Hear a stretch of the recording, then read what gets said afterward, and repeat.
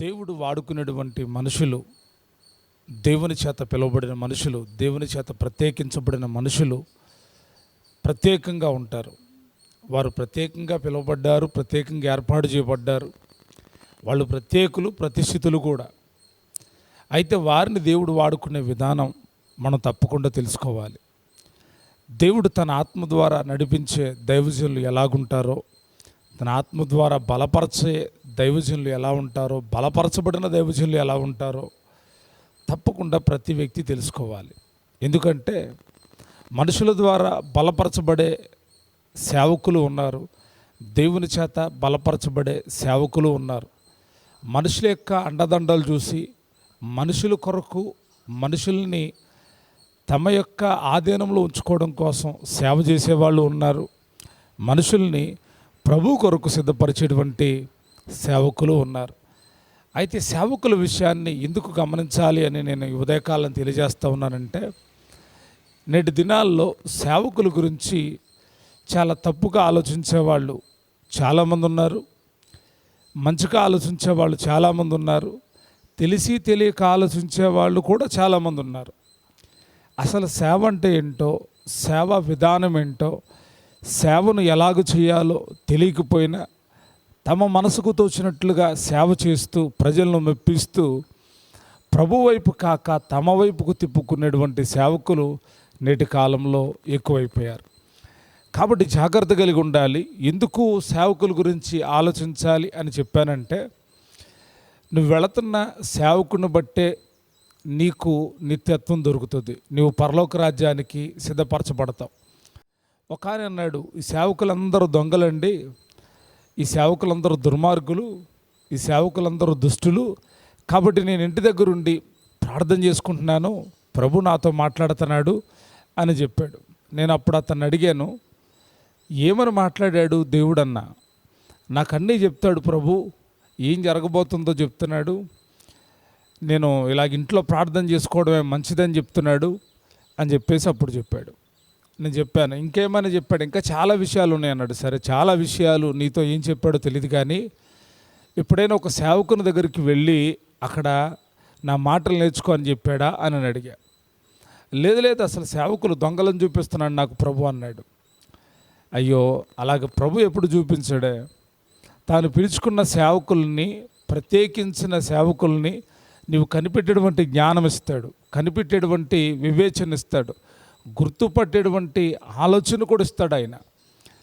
మరి మీకు ఎందుకని రావట్లేదు అన్న.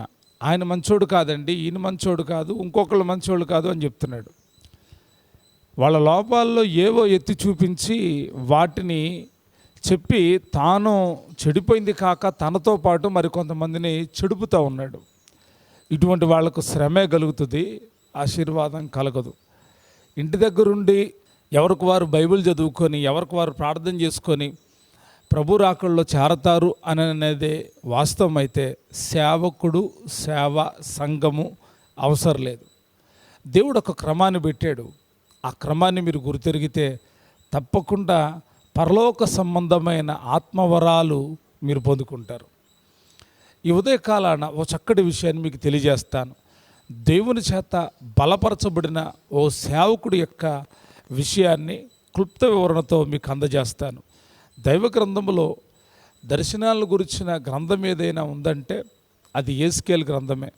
యేస్కేలు గ్రంథంలో ఎన్నో దర్శనాలు దేవుడు యేస్కేలు ప్రవక్తకు అనుగ్రహించాడు. యేస్కేలు ఒక ప్రవక్త. యేస్కేలు అంటే దేవుని చేత బలపరచబడినవాడు. దేవుడే అతన్ని బలపరుస్తూ ఉన్నాడు. ఎందుకు అతన్ని బలపరుస్తూ ఉన్నాడంటే, అతనున్న ప్రదేశం కానీ, అతడు చుట్టూతున్న మనుషులు కానీ మామూలు వాళ్ళు కానే కాదు. ఇటువంటి మనుషుల మధ్య ఉన్నాడు. ఒకసారి ఆ విషయాన్ని చెప్పి నేను ముందుకు వెళ్తాను. ఈ యేస్కేలు ప్రవక్తకి అంత బలాన్ని దేవుడు కలుగు చేయడానికి గల కారణాలు మనం తప్పకుండా తెలుసుకోవాలి. అతనున్న ప్రజల మధ్యలో అతడు సొంత బలంతో వారి దగ్గర ఏ ప్రకటన చేయలేడు, కానీ పరిశుద్ధాత్మ శక్తితో అతడు చేయగలడు. అతడికి చక్కగా నిలబడడం రావట్లేదు, ప్రకటన చేయాలంటే భయపడుతున్నాడు. ఎందుకు అనంటే ప్రజలు సామాన్యులుగా కనిపించలేదు. ఆ దినాల్లో ప్రజలు ఎలాగున్నారంటే, ఒకసారి దైవ గ్రంథంలో చదువుతున్నాను, గమనించండి. యేస్కేలు గ్రంథం 2వ అధ్యాయం 3వ వచనాన్ని చదువుతున్నాను, గమనించండి. ఆయన నాతో ఇట్లను, నరపుత్రుడా, నా మీద తిరుగుబాటు చేయి జనుల యొద్దకు, ఇశ్రాయేలు యొద్దకు నిన్ను పంపుచున్నాను. వారును వారి పితరులను నేటి వరకు నా మీద తిరుగుబాటు చేసిన వారు. మొదటి మాట చెప్తున్నాను, దేవుడే స్వహాగా తన ప్రవక్తతో చెప్తున్న మాట ఏంటంటే, నరపుత్రుడా, నేను నా మీద తిరుగుబాటు చేయు జనుల యొద్దకు, ఇశ్రాయేలు యొద్దకు నిన్ను పంపుతున్నాను. ఎక్కడికి వెళ్ళాలని దేవుడు చెప్తున్నాడంటే, దేవుడి మీదే తిరుగుబాటు చేసే ప్రజల మధ్యకు వెళ్ళమంటున్నాడు. ఇది సాధ్యమైనటువంటి విషయమేనా? వీళ్ళు మనుషుల మీద తిరుగుబాటు చేసేవాళ్ళు అంటే ఏదో కన్విన్స్ చేసి, అబ్బాయి అది కాదు ఇది కాదు, లేదా సోదర అది కాదు ఇది కాదని సమాధానపరచవచ్చు. మరి దేవుడి మీదే తిరుగుబాటు చేసే ప్రజలంటే చూడండి, మనుషులకి భయపడే వాళ్ళు కొంతమంది ఉంటారు. మనుషులంటే భయపడతారు, అమ్మో వాళ్ళు ఏదైనా చేస్తారేమో, వాళ్ళ ఫ్యామిలీ పెద్దదే, లేకపోతే వాళ్ళు ఇలాంటి వాళ్ళు, లేకపోతే ఒక ఆయన అంటాడు వాడు పెద్ద మూర్ఖుడండి, వాడు జోలికి వెళ్ళకండి, వాడు ఏదో కూడా చేస్తాడు అని అంటూ ఉన్నాడు. అంటే మనుషులు చూసి భయపడి కొన్ని పనులు చేయడం మానేస్తాం, లేకపోతే కొన్ని వివాదాల దగ్గరికి వెళ్ళాం, కొన్ని వాడి జోలికి వెళ్ళాం, మనుషులు చూసి భయపడి. ఇక్కడ ప్రభు ఏమంటున్నాడంటే, నరపుత్రుడా, నీవు నా జనుల దగ్గరికి వెళ్ళు, తిరుగుబాటు చేస్తాను నా జనుల దగ్గరికి వెళ్ళు, తర్వాత ఇశ్రాయేలు యొద్దకును వెళ్ళాలి. నువ్వు నేను ఏది చెప్పానో అది నువ్వు అక్కడ ప్రకటన చేయాలి అంటున్నాడు. చూడండి, మనుషులకి భయపడతా బ్రతికే వాళ్ళు ఎవరైనా మన మాటలు వింటారేమో, కానీ దేవుని మీదే తిరుగుబాటు చేసేవాళ్ళు ఎలాగ వింటారా? తప్పకుండా వింటారు. మనము శారీరకంగా ఆలోచిస్తే ఇది సాధ్యం కాదు. వాడికి దేవుడు భయమే లేదండి. చాలాసార్లు అంటాం కదా, వారికి దేవుడు భయమే లేదు. దేవుడు భయం లేని వాళ్ళకే ప్రకటన చేయమని దేవుడు చెప్తున్నాడు. ఒకటి, దేవుని మీద తిరుగుబాటు చేసిన ప్రజలు ఆ కాలంలో ఉన్నారు. రెండవదిగా చదివితే, వారు సిగ్గుమాలిన వారును కఠిన హృదయులనై ఉన్నారు. దేవుడే చెప్తున్నాడు. దేవుడు అంటున్నాడు వారు సిగ్గుమాలిన వారు. అక్కడ ఇంకొక మాట ఉంది, మూడవది కఠిన హృదయులు. ప్రజల యొక్క స్వభావం మనం అర్థం చేసుకోలేం. చాలా సందర్భాల్లో చాలామంది అంటారు, వాళ్ళు నాకు అర్థం కావట్లేదని అంటారు. కానీ దేవుని సేవకులకి దేవుడు తెలియజేస్తాడు. ఎవరు ఎటువంటి వాళ్ళో, ఏ స్వభావం కల్లా వాళ్ళో తప్పకుండా దేవుడు తెలియజేస్తాడు. తన చుట్టూ ఉన్న ప్రజల గురించి ఆయన చెప్తున్నాడు. ఒకటి, వాళ్ళు నా మీద తిరుగుబాటు చేస్తున్నారు. రెండవది, వాళ్ళు ఎటువంటి వాళ్ళంటే సిగ్గుమాలిన వారు. సిగ్గు ఉండదు కొంతమంది ఏమాత్రం సిగ్గుపడరు. చెడ్డ పనులు చేసి ధైర్యంగా తిరుగుతూ ఉంటారు. మోసం చేసి ఏమీ తెలియని అసలు సిగ్గు అనేది వాళ్ళకి తెలియదండి. అవమానం ఎవడని తిట్టినా కూడా నాకెందుకులే అని వదిలేసి వెళ్ళిపోతారు. వదిలేసి వెళ్ళిపోవడం మంచిదే. చేసిన పని మంచిదైనప్పుడు ప్రజలు పొగుడుతారు, చేసిన పని చెడ్డదైనప్పుడు తప్పకుండా తిడతారు. తిట్టినప్పుడు తల ఉంచుకొని వెళ్ళిపోతూ ఉంటారే, మార్పు చెందకుండా ఉంటారే, వాళ్ళు ఎవళ్ళే అంటే సిగ్గులేని వారు. వాళ్ళకి సిగ్గే ఉండదండి అంటారు. అంటే కొంతమంది స్త్రీల గురించి మాట్లాడతారు. వాళ్ళకి సిగ్గే ఉండదండి, తమ వస్త్రాలన్నీ చూపిస్తూ తిరుగుతారు, ఎకిల్ నవ్వులు నవ్వులుతారు. వాళ్ళు చేసే అక్రమమైన పనులు భయంకరమండి. వాళ్ళకి సిగ్గే ఉండదండి. వాళ్ళని ఎన్నన్నా మీరు చెప్పండి, వాళ్ళకి సిగ్గే రాదని అంటారు. అటువంటి ప్రజల మధ్యలో ఈ ప్రవక్త నిలబడాల్సిన పరిస్థితి ఏర్పడింది. మూడోది అంటాడు కఠిన హృదయులు. మామూలు హృదయం కాదు, కఠిన హృదయం కలిగిన వాళ్ళు. కొంతమంది హృదయాలు ఎలాగుంటాయంటే కఠినవి, మార్పు చెందవు. ఆ యొక్క హృదయాలను మారుద్దామన్నా మాత్రం మార్పు చెందవు, ఎంత ప్రయత్నించినా మారవు. ఎలాంటి అంటే ఒక విధంగా ఆయన అన్నాడు, దున్నపోతు మీద నీళ్లు పోసినట్లే ఉంటుందండి అన్నాడు. అంటే అర్థం ఏంటంటే, ఆయన చెప్పిన మాట, దున్నపోతు మీద నీళ్ళంటే అటువంటి ఆ పశువు మీద నీళ్లు పోతేనంట ఏం తెలియదంట దానికి. బండ మీద నీళ్లు పోసినా, దున్నపోతు మీద నీళ్లు పోసినా ఏం ఉపయోగం ఉండదంట. అవి ఎందుకు చూపించారంటే కఠినత్వానికి. కొంతమంది హృదయాలు కఠినం చేసుకొని ఉంటారు.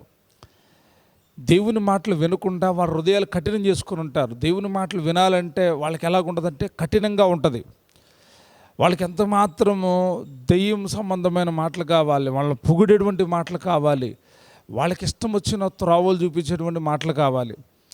కాబట్టి కఠిన హృదయం కలిగిన వాళ్ళు దేవుని మాటలు వినరు. దేవుడు అంటున్నాడు, నువ్వు కఠిన హృదయాల మధ్యలోకి వెళ్ళాలి. ఇంకా అంటాడు, చదువుతున్నాను గమనించండి, 5వ వచనం చదువుతున్నా గమనించండి. నరపుత్రుడా, నీవు బ్రహ్మదండి చెట్లలోనూ ముండ్ల తొప్పుల్లోనూ తిరుగుతున్నావు, తేళ్ల మధ్యను నివసించుచున్నావు. ఎలాంటి చోట ఉన్నాడంట? నరపుత్రుడా, నీవు బ్రహ్మదండి చెట్లలోను ముండ్ల తుప్పల్లోనూ తిరుగుచున్నావు, తేళ్ల మధ్య నివసించుచున్నావు. ప్రవక్త గురించి చెప్తున్నాడు, నేను నిన్ను పంపించే ప్రదేశం మామూలు ప్రదేశం కాదు. నీవు బ్రహ్మదండి చెట్ల మధ్యలో, ముళ్ళ పొదల మధ్యలో, తేళ్లు తిరిగే దగ్గర నువ్వు ఉన్నావు అంటాడు. అంటే ప్రజల యొక్క స్వభావాన్ని చెప్తున్నాడు. బ్రహ్మదండి చెట్లు ఎప్పుడైనా చూసారా? చూస్తే ఆ చెట్లు అవి అక్కడక్కడ పెరుగుతూ ఉంటాయి, అన్ని చోట్ల పెరగవు అవి. వాటి నిండా ముళ్ళే, వాటిని పట్టుకుందామన్నా ముళ్ళే, వాటికి ఎర్రటి కాయలు వస్తాయి. ఆ కాయల్ని పట్టుకుందాము అన్నా ఆ కాయల నిండా ముళ్ళే ఉంటాయి, ఆ చెట్ల నిండా ముళ్ళే ఉంటాయి. అంటే కొందరు మనుషుల యొక్క స్వభావం ఏంటంటే పచ్చగా కనబడినా కానీ, అందంగా కనబడినా కానీ వారు ఎలాంటి స్వభావం కల్లా వాళ్ళంటే వారిని మనం పట్టుకోవాలి అనుకుంటే ప్రమాదము మనకే, ప్రమాదం పట్టుకునే వాళ్ళకే. ఆయన దేవుడు అంటున్నాడు, నువ్వు అక్కడికి వెళ్ళాలి. 4వ విషయం అది. 5వ విషయం, నువ్వు ముండ్ల పొదల మధ్యలో ఉన్నావు. ముండ్ల పొదల మధ్యలోకి ఎవళ్ళైనా ఇష్టపడతారా? ముండ్ల పొదల మధ్యలో ఎవళ్ళైనా నిలబడగలుగుతారా? ముళ్ళు ఏం చేస్తూ ఉంటాయి అంటే గుచ్చుతూ ఉంటాయి. కొందరు యొక్క మాటలు ఏం చేస్తూ ఉంటారో తెలుసా? వారి స్వార్థం కోసం మంచి వాళ్ళ హృదయాన్ని, దేవుని బిడ్డల హృదయాల్ని గుచ్చుతూ ఉంటారు, పొడుస్తూ ఉంటారు. వారి స్వార్థం కోసం, వారి యొక్క ఉద్దేశాల కోసం. ముండ్ల తొప్పల్లో నువ్వు ఉన్నావు. తర్వాత అంటాడు, తేళ్ల మధ్య నువ్వు ఉన్నావు. తేలు తెలుసు కదండి, తేలు ఎలాంటిది? తేలిని ఎవడు ప్రేమించడు. తేళ్ల మధ్యలో నువ్వు ఉన్నావు. తేళ్ళు ఏం చేస్తాయి? కుడతా ఉంటాయి. ఒక్కోసారి ఎక్కువ తేళ్ళు కుడితే బాడీ కూడా పాయిజన్ అయిపోయింది. అటువంటి తేళ్ల స్వభావం కలిగిన ప్రజల మధ్యలో నువ్వు ఉన్నావు. అవి వాటి యొక్క తోకతో పొడుస్తాయి. తేళ్ళు స్వభావం చాలామందిలో ఉంటుంది. వాళ్ళ పని ఏంటంటే ఉండేదేమో ఆయన స్థలంలోనే, కానీ పొడిచేది కూడా ఆయన్నే. కాబట్టి ఇటువంటి తేళ్ల మధ్యలో నువ్వు ఉన్నావు. నువ్వేం చేయాలంటే అంటాడు కదా, ఆ జనులకు భయపడకము, వారి మాటలకు భయపడకము, వారు తిరుగుబాటు చేయుటకును వారు తిరుగుబాటు చేయువారు వారికి భయపడకము అంటాడు. వారు తిరుగుబాటు చేయవారు గనుక వారు వినినను వినకపోయినను నేను సెలవిచ్చిన మాటను నీవు తెలియచేయుము. ఇప్పుడు అంటాడు, ఈ ప్రజల మధ్యలోకి నువ్వు వెళ్ళి వారు విన్నా వినకపోయినా, అదేంటండి విన్నా వినకపోయినా? చాలాసార్లు ఏమనుకుంటాం, అందరూ మా మాటలు వినాలి అనుకుంటాం.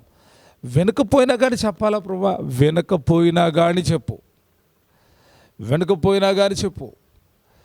ఇటువంటి ప్రజల మధ్యలోకి వెళ్ళి ఎలాగ చెప్పగలం?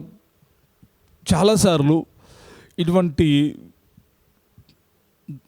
విషయాల్లో దేవుడు బలమిచ్చి మాట్లాడినా చాలామందికి కోపం వస్తుంది. ఈ కఠినులు మార్చబడగలుగుతారా? ఈ సిగ్గులేని వాళ్ళు మార్చబడతారా? దేవుని మీద తిరుగుబాటు చేసేవాళ్ళు మార్చబడతారా? తర్వాత ముండ్ల పొదల వలె ఉన్నవాళ్ళు, గచ్చ పొదల వలె ఉన్నవాళ్ళు, బ్రహ్మదండి చెట్ల వలె ఉన్నవాళ్ళు, తేళ్ల వలె ఉన్నవాళ్ళు, ఈ స్వభావం కలిగిన వాళ్ళు మార్చబడతారా అంటే తప్పకుండా మార్చబడతారు. దైవజనుడి నిమిత్తం తప్పకుండా ప్రతి ఒక్కళ్ళు ప్రార్థించాలి. అయితే దైవజనుడిని బలపరిచేది దేవుడనే సంగతి ఈ ఉదయకాలాన మీకు తెలియజేస్తూ ఉన్నాను. చదువుదాం, దైవజనుడిని దేవుడు ఎలాగ బలపరుస్తున్నాడు. ఎజ్కేల్ గ్రంథం 2వ అధ్యాయం 1వ వచనాన్ని చదువుతున్నాను, గమనించండి. నరపుత్రుడా, నీవు చక్కగా నిలబడుము, నేను నీతో మాట్లాడవలనని ఆయన నాతో మాట్లాడినప్పుడు ఆత్మ నాలోనికి వచ్చి నన్ను నిలవబెట్టెను. అప్పుడు నాతో మాట్లాడిన స్వరము వింటిని. నాతో మాట్లాడిన స్వరము వింటిని. నరపుత్రుడా అని సంబోధిస్తూ నీవు చక్కగా నిలబడు, నేను నీతో మాట్లాడాలి అనుకుంటున్నాను అన్నాడు. దేవుని మాటలు వినేటువంటి వాళ్ళు చక్కగా ఉండాలి. దేవుని మాట వినాలి అనుకున్న వాళ్ళు చక్కగా నిలవబడాలి, చక్కగా ప్రవర్తించాలి. చక్కగా అంటే సరి అయిన రీతిలో చక్కగా కూర్చోవడం, చక్కగా మాట్లాడడం, చక్కగా నడుచుకోవడం దేవుడికి ఇష్టమైనది. చక్కనిది చిన్నది అని రాయబడి ఉంది. చక్కనిది అంటే దాంట్లో ఒక అందమైన స్వభావం కూడా కనపడుతుంది. నువ్వు చక్కగా నిలబడు అంటే అర్థం ఏంటంటే తిన్నగా నిలబడు అని అర్థం. ఆ నిలబడిన దాంట్లో లోపం ఉండకూడదు. ఒకసారి జరిగిన సంభవాన్ని మీకు గుర్తు చేస్తాను. చదువుకునే దినాల్లో ప్లడ్జ్ చేయించేవాళ్ళు, ఇప్పుడు కూడా జరుగుతూ ఉంటుంది, అందరూ గుర్తొస్తుంది, ఒకసారి గుర్తు చేసుకోండి. అందరూ వరుసలో నిలబడితే అటెన్షన్ అని అనగానే చక్కగా నిలబడాలి. ఒకడు ఏం చేశాడు అంటే ఆ లైన్కి పక్కకు తప్పి వాడు అటెన్షన్లో నిలబడలా. ఆ లైన్లో చూస్తే వాడే ఓ పక్కగా ఉన్నాడు. అప్పటికి అంతా సైలెంట్గా ఉంది అని సైక్ చేసినా కూడా పట్టించుకోవట్లా. ఈలోగా వెనకమాల నుండి డ్రిల్ మాస్టర్ వచ్చి పేటన కర్ర తీసుకొని పిల్లల మీద కొట్టాడు. వాడు అన్నీ స్టడీకి వచ్చాడు. అంటే మీకు అర్థం కావడానికి చెప్తున్నాను. చక్కగా నిలబడడం అనేది ఒక మంచి విషయం, ఒక క్రమం. సంఘంలో కూడా ఎలాగా ఉంటుందంటే కొన్ని సంఘాల్లోనేమో అక్కడక్కడ కూర్చుంటారు. వాళ్ళని బతిమలాడి చెప్పాలి, చక్కగా కూర్చోండి, చక్కగా కూర్చోండి అని. కొన్ని సంఘాల్లో చెప్పాల్సిన అవసరం లేదు, వాళ్ళు కూర్చునేటప్పుడే చక్కగా కూర్చుంటారు.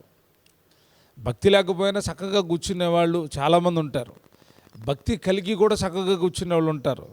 కొంతమందికి భయం భక్తి ఉండదు కదా, ఎలాగ పడితే అలాగా, ఇది మన ప్లేసేలే, మనం కట్టుకున్న గుడేలే, మందేలే అని చెప్పేసేసి ఇష్టం వచ్చినట్టు కూర్చుంటారు. ఇది దేవుడికి ఇష్టమైన కార్యం కాదు.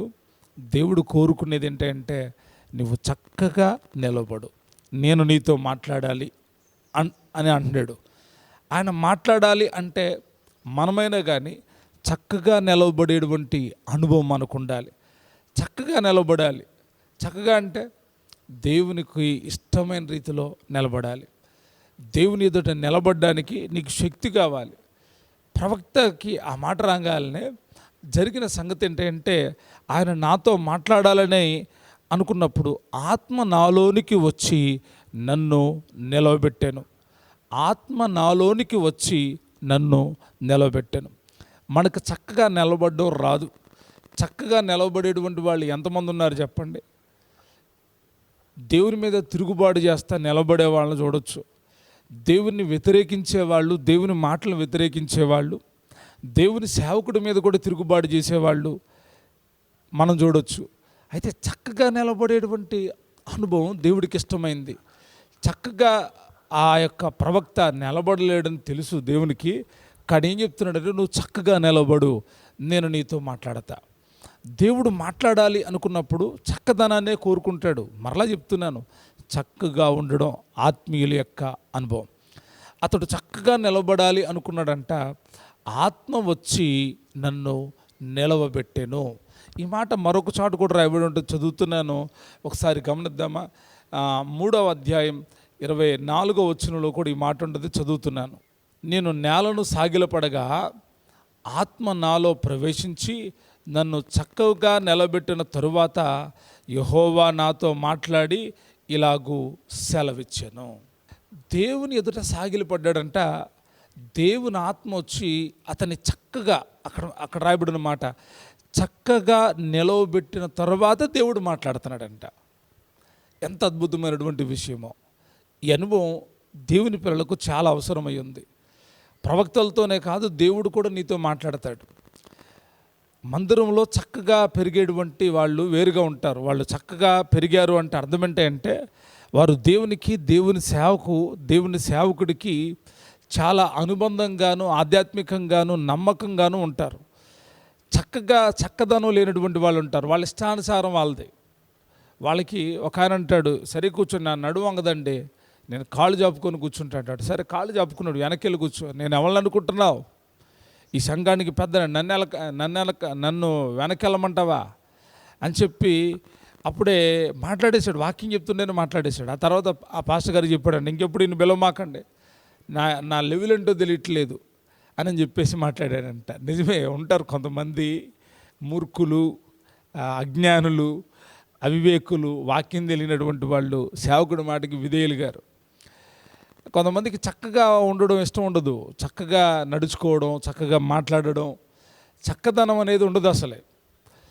అయితే నేనంటాను, నీకు చక్కదనం లేకపోయినా పర్వాలేదు, కానీ ఈ ఉదయకాలం నీ మాటలు వింటున్న నీకు నా పరిశుద్ధాత్మ దేవుడు, నాలో నివసిస్తున్న పరిశుద్ధాత్మ దేవుడు, నీలోకి రావడానికి ఇష్టపడుతున్న పరిశుద్ధాత్మ దేవుడు నిన్ను చక్కగా నిలబెడతాడు.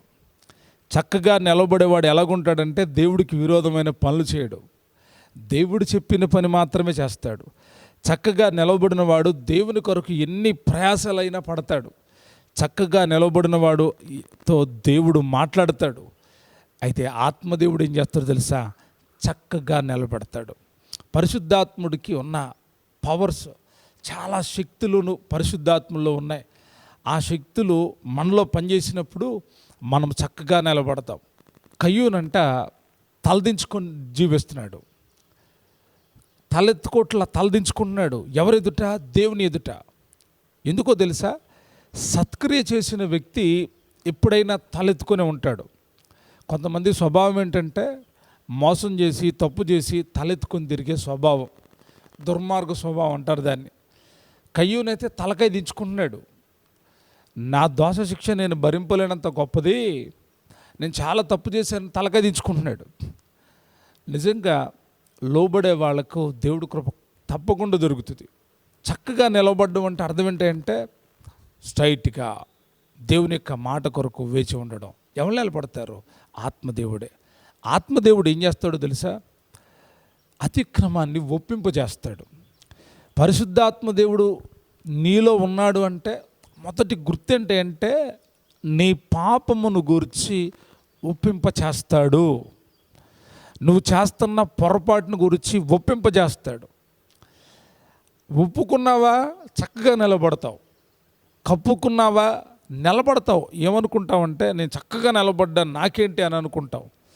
కానీ ఒకరోజు నువ్వు ఇక్కడ నిలబడతావు, కానీ ప్రభు రాకల్లో తేలిపోతావు, గాలికి కొట్టుకొని పోయి అగ్నిలో పడవేయబడే పొట్టులాగా మారిపోతావు. జాగ్రత్తగా గమనించాలి.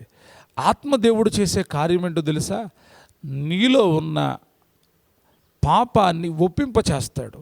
పరిశుద్ధాత్మదేవుడు చక్కగా నిలబెట్టాలనుకుంటున్నాడు. చక్కగా నిలబెట్టాలి అనుకున్నప్పుడు నిన్ను శుద్ధి చేయడం మొదలు పెడతాడు.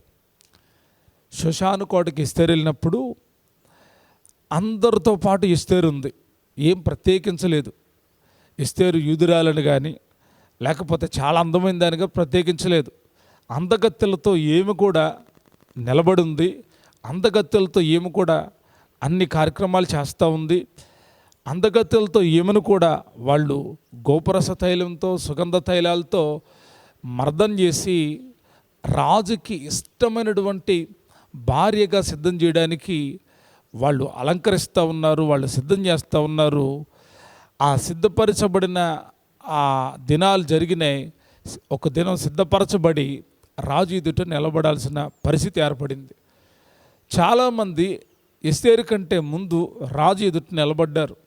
వాళ్ళు నిలబడినప్పుడు వారు బహుమానాలు పొందుకొని వెళ్ళిపోయారు, ఆ రాజ్యంలో నిలబడలేదు. కానీ ఎస్తేరు వెళ్ళంగానే, ఎస్తేరుని చూడంగానే రాజుకు దయ కలిగిందంట, రాజుకి మమకారం కలిగింది, రాజుకి ప్రేమ కలిగింది. ఎందుకని అంటే ఎస్తేరు నిలబడినప్పుడు ఎందుకు అలాగ జరిగింది అంటే ఒక్క మాట నేను మీతో చెప్తున్నాను. హేగే నిర్ణయించిన అలంకారము గాక ఆమె మరి ఏమీ కోరుకోలేదు, ఆమె మరేమీ కోరుకోలేదు. పరిశుద్ధాత్మ దేవుడు మనల్ని పరలోకములో నిలబెట్టాలి అనుకుంటున్నాడు. పరిశుద్ధాత్మ దేవుడు మనల్ని ప్రభు ఎదుట నిలబెట్టాలి అనుకుంటున్నాడు. అందుకే ఆయన శక్తి మనలో ఉంచి మనలో ఉన్న లోపాలను సరిచేయాలి అనుకుంటున్నాడు. ఆయన పాపమును గూర్చి, తీర్పును గూర్చి లోకమును ఒప్పుకొన చేయను అని రాయబడి ఉంది. ప్రతిదీ దేవునికి విరోధమైంది. దేవుని దగ్గర నీ ఒప్పుకోవలసిన ప్రతి విషయాన్ని ఒప్పింపచేస్తాడు. పరిశుద్ధాత్మ లేకపోతే ఒప్పుకోరు. నేను ఒక సందర్భాన్ని మరలా గుర్తు చేస్తాను. వాక్యంలో అనేక సందర్భాలు ఉన్నాయి, అర్థం అవడానికి మీకు దగ్గర సందర్భాలను చూపిస్తూ ఉన్నా. అననీయ సఫేరాలు ఒప్పుకోలేదు, ఎందుకంటే వారు పరిశుద్ధాత్మను మోసగించారు. పరిశుద్ధాత్ముడు వారిలో లేడు కాబట్టి వాళ్ళు మోసం చేయడానికి పూనుకున్నారు. మోసం చేసి కూడా ధైర్యంగా నిలబడి మాట్లాడుతున్నారు. ప్రియ దేవుని బిడ్డలారా గమనించండి, దేవుని ఎదుట సరిగ్గా నిలబడకపోతే, చక్కగా నిలబడకపోతే దేవుని మాట నీ హృదయంలోనికి వెళ్ళదు. దేవుని మాటలు నీ హృదయంలోకి రావు. దేవుని స్వరం నీ వినలేవు. వాక్యంలో రాయబడి ఉంది, ఆత్మ వచ్చి నన్ను నిలబెట్టింది, అప్పుడు నేను ఆయన స్వరం విన్నాను. దేవుడు యొక్క స్వరం నువ్వు వినాలి అంటే నువ్వు చక్కగా నిలబడితే ఆయన నీతో మాట్లాడాలి అనుకుంటున్నాడు. దేవుని యొక్క సేవకులు చక్కగా నిలబడితే, ఎలా చక్కగా నిలబడ్డాం? ఒక ఆయన అన్నాడు, బ్రదర్ మీరు కొంచెం గ్లామర్గా ఉండాలండి నేటి కాలంలో అన్నాడు. నేనన్నాడు, దేవుడు నాకు ఇచ్చిన గ్లామర్ చాలు, ఇంకా దీన్ని పెద్ద పెంచాల్సిన అవసరం లేదన్నా.